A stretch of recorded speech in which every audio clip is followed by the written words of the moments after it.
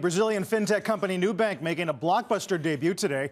Shares of the Buffett-backed digital banking company jumped nearly 15% from the IPO price. Let's get to Kate Rooney for some details. Hey, Kate. Hey, Carl. Nubank seen that double-digit pop on its IPO day. Shares of the Brazilian fintech closing above $10 in its first day of trading after pricing at $9. That was at the high end of its expected range. It's trading on the New York Stock Exchange under the ticker NU, NU. And Nubank made its name as the most valuable private Latin American tech company in what's known as a challenger bank. It's now valued at more than Brazil's largest incumbent bank. And this was a big milestone for the growing cohort of startups in Latin America. The company is led by CEO David Velez, and he and Nubank really have been the gold standard of how to build a high-growth tech company there and attract high-profile investors. Nubank's pre-IPO backers include Warren Buffett's Berkshire Hathaway, you've got Sequoia, Tiger Global, and Peter Thiel's Founders Fund. And there have been a flood of investors and capital to the region. So far this year, Latin American startups have brought in just under $15 billion in VC funding. That's a threefold increase just from a year ago, according to CB Insights. But in public markets, some of Nubank's public comparisons have struggled lately. Take a look at dLocal. That was a hot fintech IPO this year.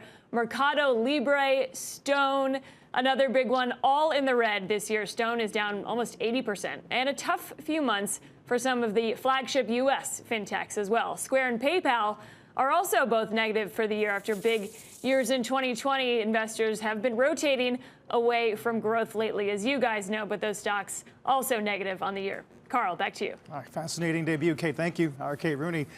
Tim, what do you think? Let's trade it. Is this a Brazil play or a fintech? Is fintech universal anywhere at any country?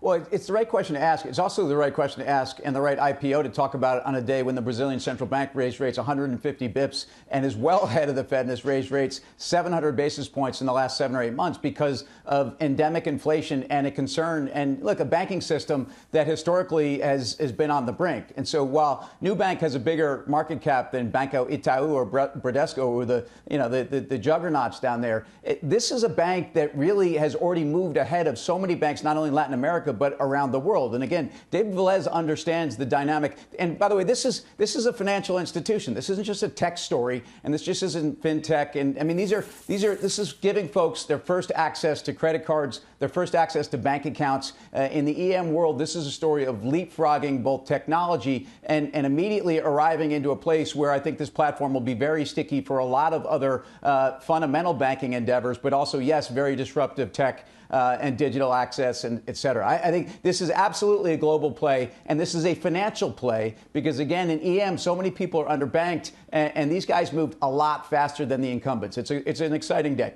Interesting. Yeah, certainly an outlier given today's price action. Look at that screen right there. The only one in the green.